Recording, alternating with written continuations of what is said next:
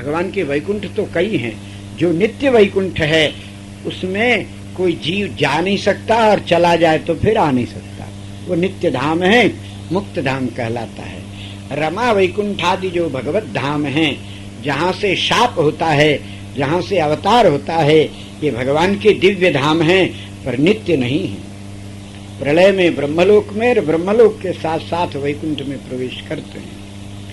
नित्य धाम तो नित्य धाम है। तो अब रमा वैकुंठ में लक्ष्मी जी के मन में ये बात आई कि ठाकुर जी को सब लोग कहते हैं कि ये सब करने में समर्थ हैं, और मैं देखती हूँ कि दिन रात सोते ही रहते हैं, उठ करके बैठते भी नहीं कभी, और सोए सोए में इनको पसीना आ जाता है।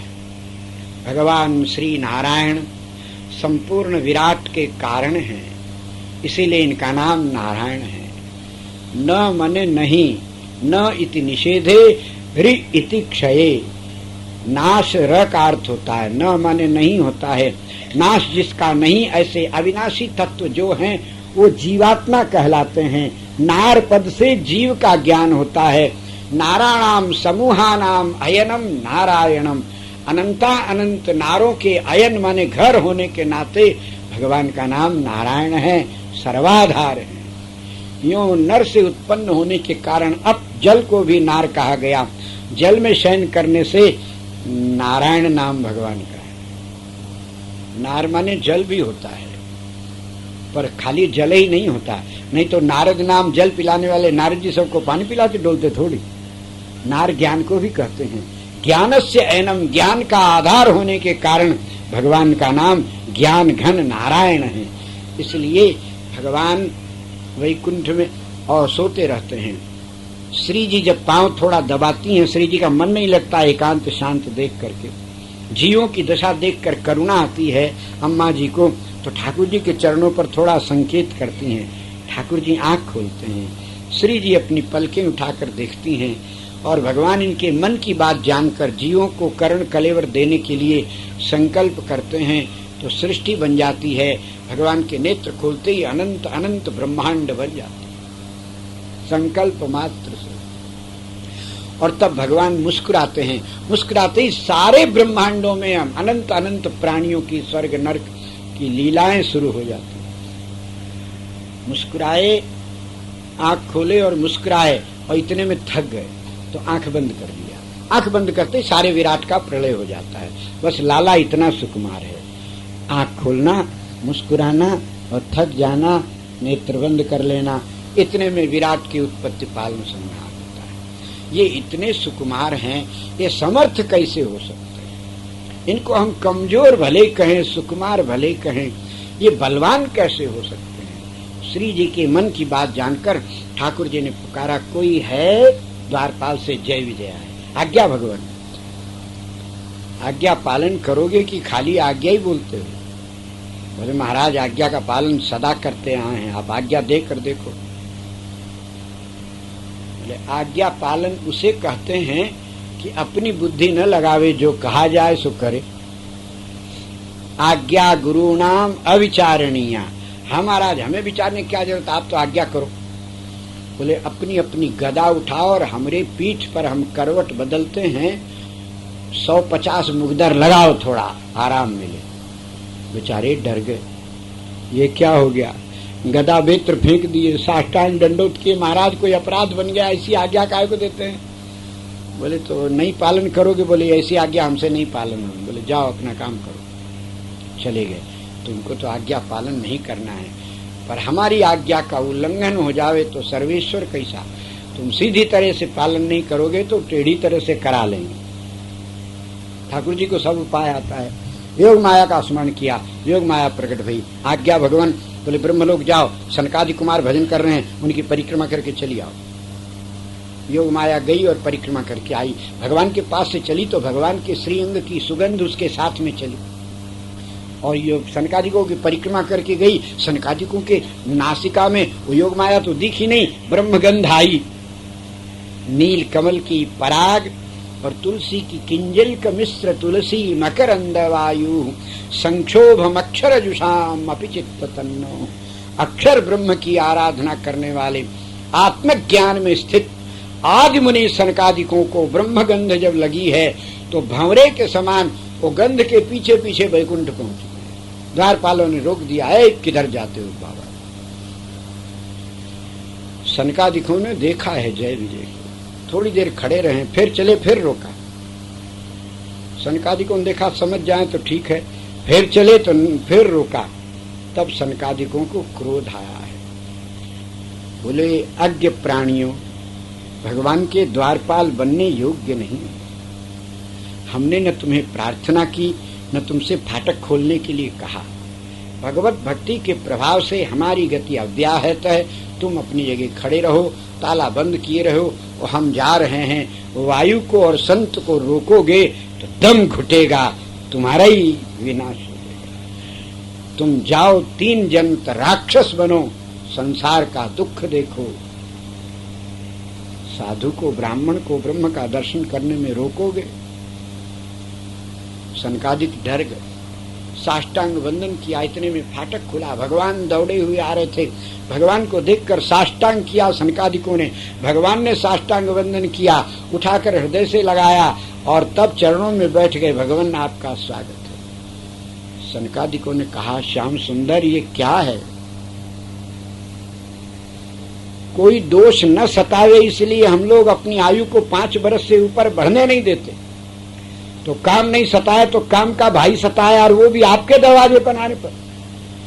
प्रकृति के पार वैकुंठ के दरवाजे पर क्रोध ने क्यों पटक दिया?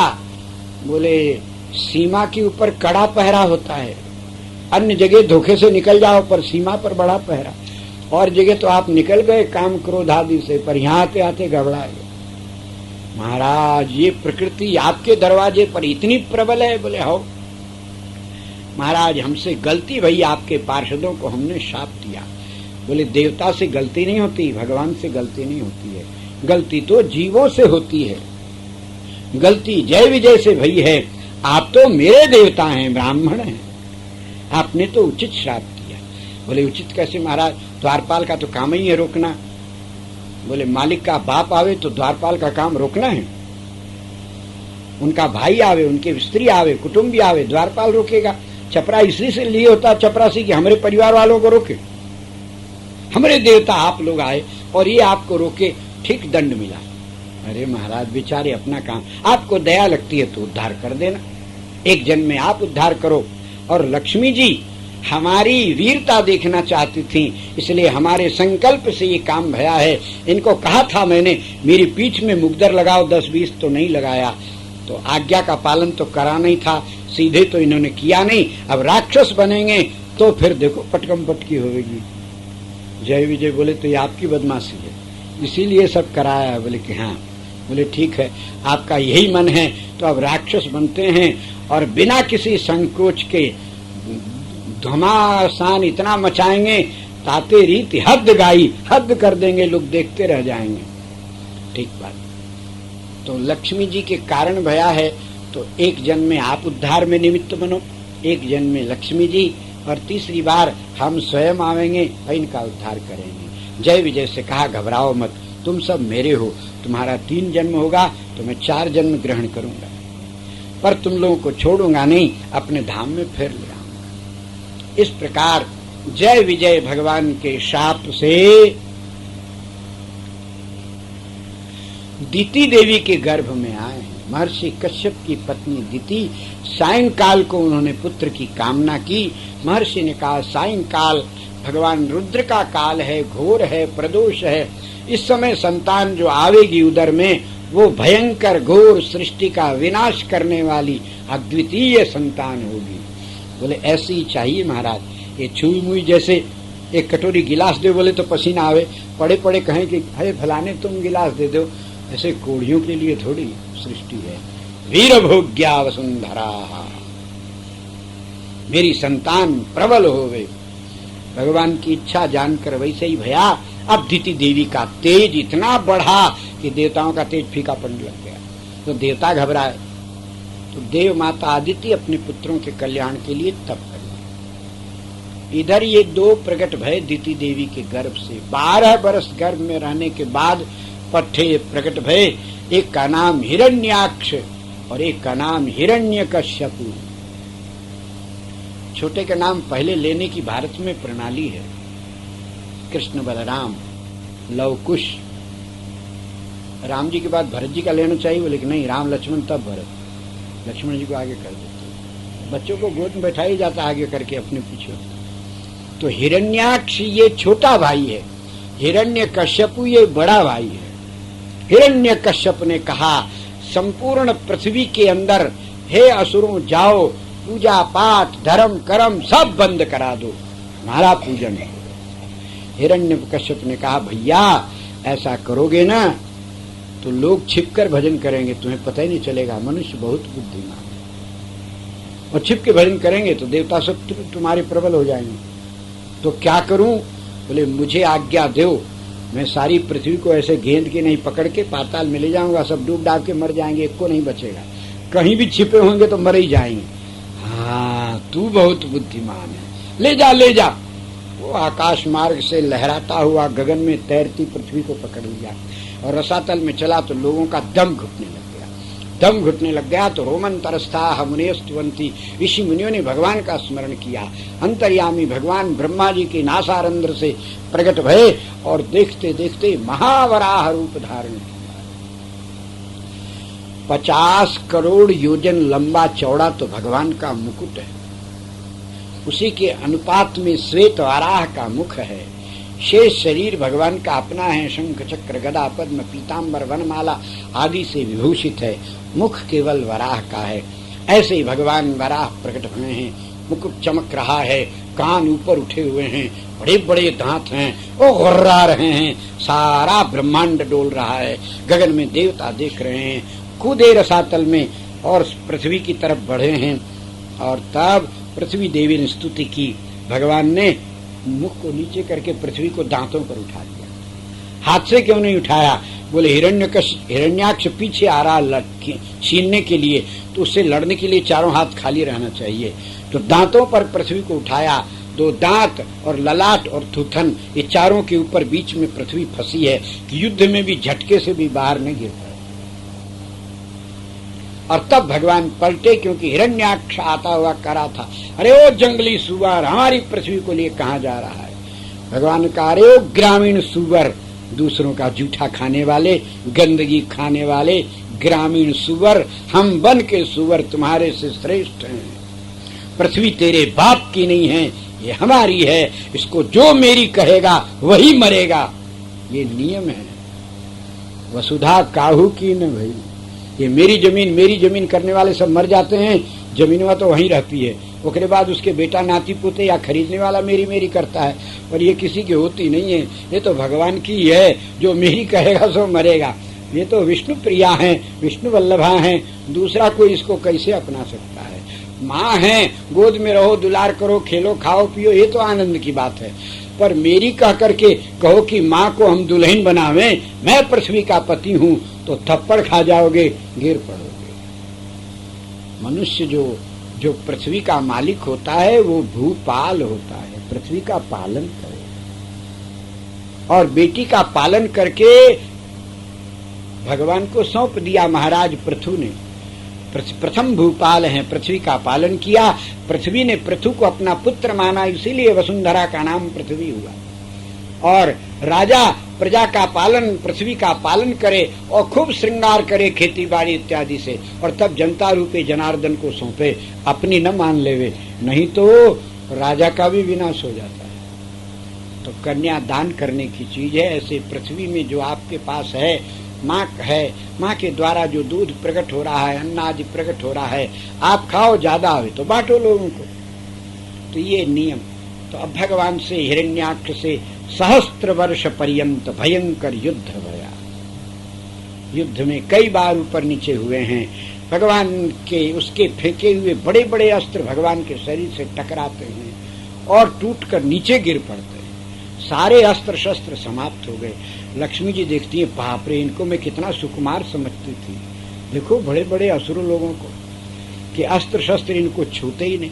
आई खाड़ी खड़े खड़े सबके अस्त्र शस्त्रों को आते हैं, देखते हैं तो लगता कोई खजुआरा मजा ले रहे हैं, और सभी अस्त्र शस्त्र टूट कर गिरते जाते हैं। जब अस्त्र शस्त्र खत्म हो गए हिरण्याक्ष के, तब वो कुश्ती लड़ने के लिए टाल ठोक कर आया।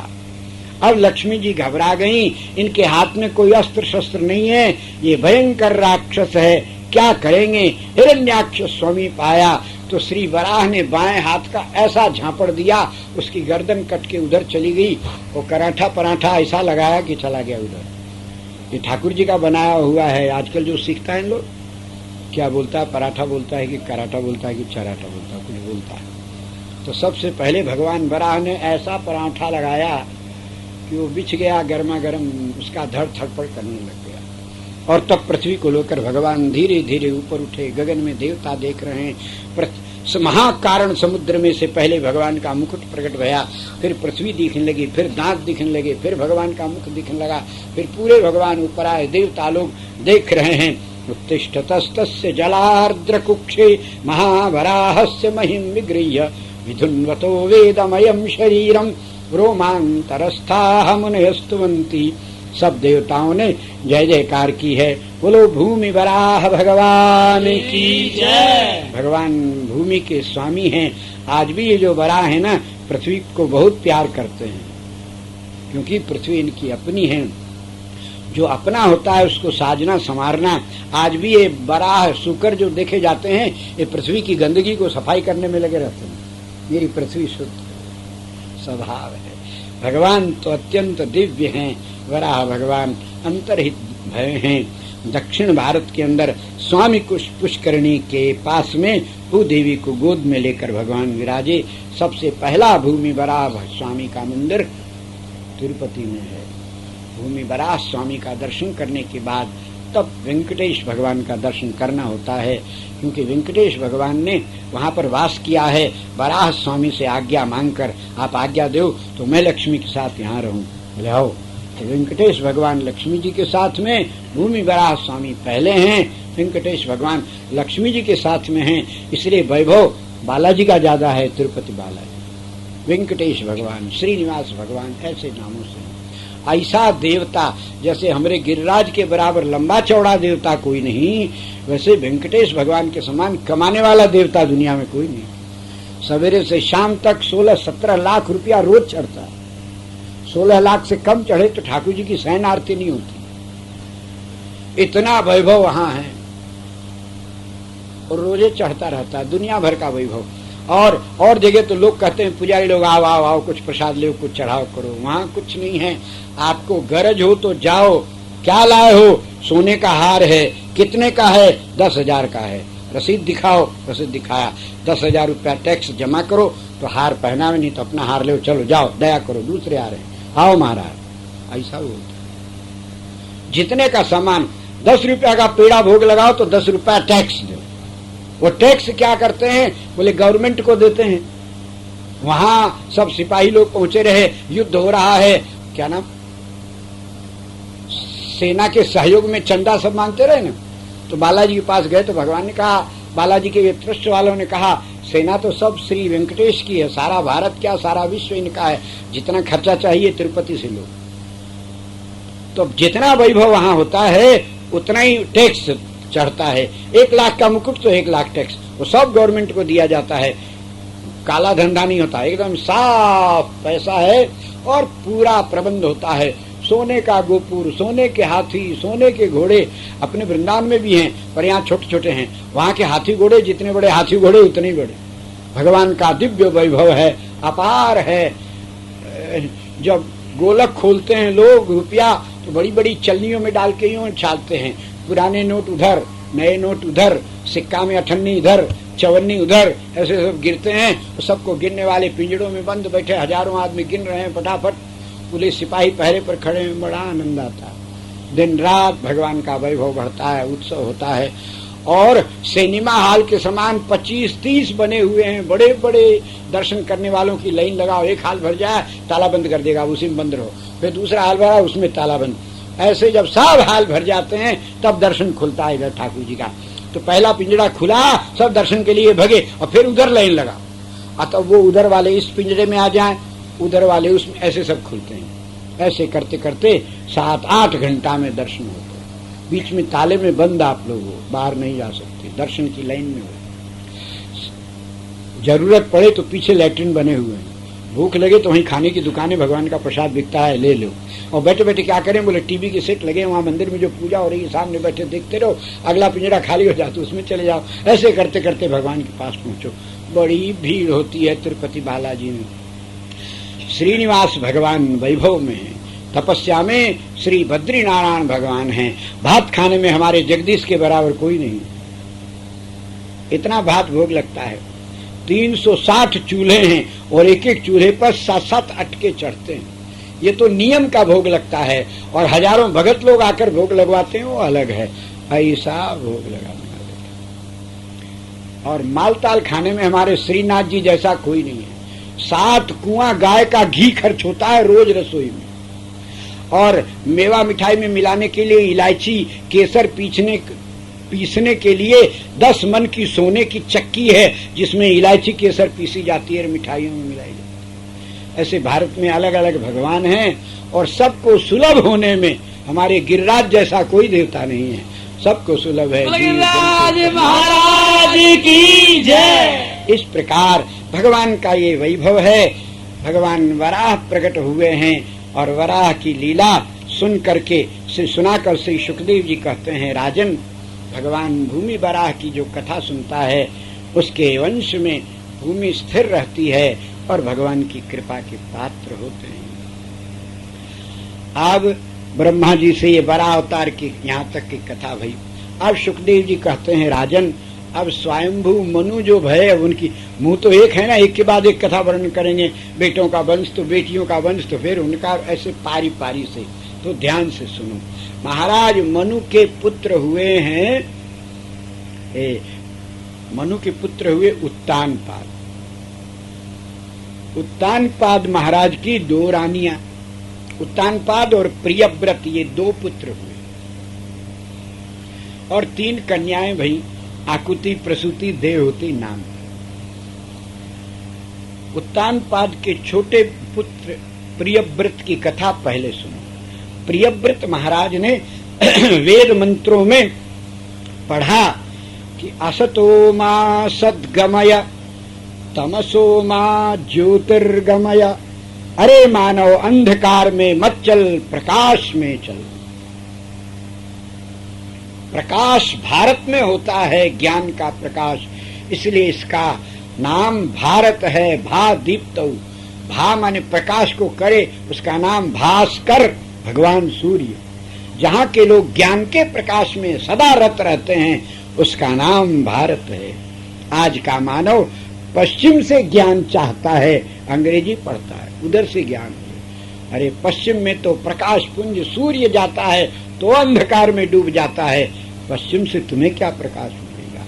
एतद् देश प्रसूतस्य सकाशादग्र जन्मनः स्वं स्वं चरित्रम शिक्षेरन पृथिव्याम सर्वमानवाः। इस भारत भूमि में प्रकट होने वाले अग्रजन्मा ब्राह्मणों के द्वारा विराट के प्राणी अपनी अपनी शिक्षा ग्रहण करें। पश्चिम से कहीं प्रकाश मिलता है। पश्चिम की विद्या पढ़ने लग गए तो अब अज्ञान के अंधकार में डूबने लग गए। प्रकाश जब मिलेगा भारत से मिलेगा, और भारत में भी अब मनीषी संत जो शांत हो गए हैं, इन उपद्रवियों को देख करके शांत भजन करते हैं। एक दिन ये थकेंगे और थक करके तब फिर प्रकाश की शरण में आएंगे। इसलिए श्री शंकराचार्य जी ने कहा, क्यों लड़ते हो, सोना चांदी ले जाना चाहते हैं, ले जाने दो कंकड़ पत्थर, अपने ज्ञान को सुरक्षित रखो। एक दिन सारे धन वैभव से ऊब जाएंगे ये लोग, विषय वासनाओं से ऊब जाएंगे, फिर हार करके शांति की खोज में, सुख की खोज में भारत की शरण में आवेंगे। और तब यहाँ के मनीषियों की जब वाणी सुनेंगे, शांति मिलेगी, तो इंग्लैंड अमेरिका छोड़ छोड़कर वृंदावन में और अयोध्या में गिरिराज में आया करके हरे राम हरे कृष्ण करते हुए भजन सीखेंगे। गुरु दक्षिणा में धन देवेंगे, यहाँ से ले गए और फिर वहां लाला करके करोड़ों लगाकर अंग्रेज मंदिर बनाएंगे, तो कौन मंदिर बनाएंगे, वो सारा धन फिर लौट आवेगा। और तुम ही उनके पीछे जूठा खाना शुरू किए तो भ्रष्ट होता है। आज ज्ञानी संतों की शरण लेने के लिए लोग आते हैं, पर पैसे के बल पर आते हैं, इसलिए इनको ज्ञानी कम और ठग अधिक मिलते हैं। पैसे के बल पर ज्ञान नहीं खरीदा जा सकता। सेवा और शांति से गुरु तत्व समझ में आता है, और गुरु तत्व के अनुग्रह पर तब परमात्म तत्व का ज्ञान होता है। और ये पैसे के बल पर आते हैं तो इनको नकली लोग मिलकर गांजा पिलना सिखा देगा, दम मारो दम, और जा क्या बोलो, पता नहीं क्या क्या बोलता है, ये सिखा दिया। ये दम हम में शांति नहीं है, वो तो श्री राम चरणों में शांति है। शांति तो राम जी की बहन का नाम है, दूसरी जगह मिलेगी कहाँ? और ये मिलती है सब ऋषि मुनियों को भी नहीं मिलती। ऋषियों में जो श्रृंग होवे, सबसे ऊंचा होवे, शिखर होवे, ऋषि श्रृंग को वर्ण किया। ऋषि नहीं बन सकते तो राम जी को अपना भाई तो स्वीकार कर लो, कन्हैया हमारा भाई है, हम इसके मित्र हैं, यार हैं। तो भाई का मित्र भाई होता है, तब शांति तुमको राखी बांध कर गले लगा लेगी भैया कहकर, तो भले ही मिल जाए। कन्हैया की कृपा के बिना शांति भैया दूसरे को कहे नहीं। लाख तपस्या कर लो, देव दुर्लभ पद प्राप्त करके भी गिर पड़ोगे, परत हम देखत हरि। शांति तो श्याम के चरणों में है, दूसरी जगह मिल नहीं सकती है। तो श्री ब्रह्मा जी मनु महाराज के वो प्रियव्रत ने सुन लिया, प्रकाश में चल प्राणी, अंधकार में नहीं। तो अब गुरु से ज्ञान होता है, अपने मन से आप पढ़ोगे तो जितनी बुद्धि होगी उतना ही अर्थ आएगा। इसने ये समझ लिया कि प्रकाश में सदा रहना चाहिए, अंधकार में नहीं रहना। तो अंधकार आ जाता है, क्या करें? रोज सूर्यास्त होता, अंधकार हो जाता। तो प्रियव्रत महाराज ने 10,000 वर्ष तपस्या की। भगवान नारायण प्रकट हुए, क्या चाहते हो? बोले सूर्य के समान ज्योतिर्मय रथ दो मुझे। भगवान ने तथास्तु कहा, संकल्प से एक रथ प्रकट हो गया, उस पर प्रियव्रत महाराज बैठे हैं। पश्चिम में सूर्यास्त भया और पूरब से इनका रथ ऊपर चला आकाश में। सूर्यास्त हुआ तो प्रियव्रत उदय हुआ, और प्रियव्रत का अस्त हुआ तो सूर्योदय हो गया। अब संसार में रात होवेगी नहीं, होवे नहीं तो सब परेशान हो गए, सबका प्राण घुटने लग गया, विश्राम न मिले, ताप ही ताप में सब परेशान। तो भगवान श्री कृष्ण के एक सखा भद्र, वो आकाश मार्ग से जा रहे थे, प्रियव्रत को उदय देखा तो उसके रथ पर प्रकट हुए। सावधान! प्रियव्रत महाराज ने देखा कोई ब्राह्मण है, सावधान बोलते हैं। साष्टांग दंडोत किया, डांट दिया, आशीर्वाद तुम्हें क्या दें, अपने को ज्यादा बुद्धिमान समझते हो? भगवान श्री हरि से अधिक कृपालु दयालु हो? वो करुणा समुद्र यदि रात्रि नहीं बनाए होते तो प्राणियों को विश्राम कैसे मिलता? और तुमने अपनी बुद्धि से संसार के विश्राम को खो दिया है, सबको अशांत कर दिया है। तमसो मा ज्योतिर्गमय का यही अर्थ है कि आग लगाकर तापते रहो 24 घंटा प्रकाश में बैठकर। अरे अज्ञान रूपी अंधकार में मत भटको, परमात्मा की भक्ति प्रेम के प्रकाश में दिन रात रहो। ये बात समझ में नहीं आई, आवे कैसे? गुरु से तो पढ़े नहीं, अपने मन से अर्थ किया है, अपार्थ हो गया है। डांट सुन करके सावधान हुए, तुरंत चरणों में साष्टांग वंदन किया। प्रबुद्ध प्रज्ञ प्राणी में मूढ़ाग्रह नहीं होता है। उन्होंने कहा कि प्रभु मैंने तो ऐसा सोचा। बोले ऐसा भगवान नहीं सोच सकते थे, 2 सूर्योदय नहीं कर सकते, तुमने अपनी बुद्धि लगाई। अरे संसार को विश्राम की आवश्यकता है, जन्म की आवश्यकता है तो मरण की भी आवश्यकता है। भगवान जो करते हैं वही अच्छा करते हैं, अपनी बुद्धि से तुम करोगे तो कुछ और गड़बड़ कर बैठो। हाँ महाराज, भगवान ने ये रथ दे दिया, उन्होंने भी कुछ नहीं कहा। बोले बच्चा खिलौना मांगे तो दे दिया, उबेगा तो खिलौना छोड़ देगा। ठाकुर जी तो दया सिंधु है। तब वो रथ से नीचे उतर गया और कहा प्रभु अपना रथ लौटा लो। भगवान के संकल्प से आया रथ लौट गया, अंतर ध्यान हो गया। पर 7 दिन तक ये जो चक्कर काटे थे, इससे पृथ्वी के 7 अंतराल हो गए, उसी में 7 समुद्र बस गए, एक पृथ्वी में 7 द्वीप हो गए। भगवान को यही प्रियव्रत से कराना था, पृथ्वी का बंटवारा, क्योंकि भोग भूमि और कर्म भूमि पृथक न होवे तो कलिकाल आने पर प्राणी उपद्रव करता है। इसलिए पृथक करने के लिए भगवान ने 7 बना दिए। प्रियव्रत महाराज इतने समर्थ भये कि एक पृथ्वी को 7 द्वीपों में बांटा। जम्बू, प्लक्ष, कुशक, क्रौंच, शाक और पुष्कर नाम बने। जम्बू द्वीप के 9 खंड हैं। 9 खंड में एक अजनाब खंड है जिसको आज का मनुष्य पृथ्वी कहता है। इसको खारे समुद्र ने घेर रखा है। आ समुद्राच्च वै पूर्वम, आ समुद्राश्च पश्चिम, पूर्व पश्चिम उत्तर दक्षिण, इसको खारे समुद्र ने घेरा है। इसको लवणाकर कहता है। वो आज के प्राणी इसी में 7 द्वीप बना लिया है, एशिया, यूरोप, अफ्रीका और अमेरिका, क्या जाने क्या क्या। और धीरे धीरे ये पूरी पृथ्वी भारतवर्ष है। एशिया यूरोप वगैरह सब अलग हो गए। उसके बाद में हमारे आपके देखते पाकिस्तान अलग भया तो बांग्लादेश अलग भया तो ब्रह्मदेश अलग भया, नेपाल अलग भया। ये ऐसे ही का सब बंटवारा करते रहते हैं, अलग अलग करते हैं। नहीं तो ये सारी पृथ्वी कर्म भूमि है और भारत ही है। अजनाभ वर्ष इसका पहले नाम था, फिर महाराज भरत के नाम पर भारतवर्ष भया है। ये भरतखंड कर्म भूमि है। इसमें हिमालय से और विंध्याचल की भूमि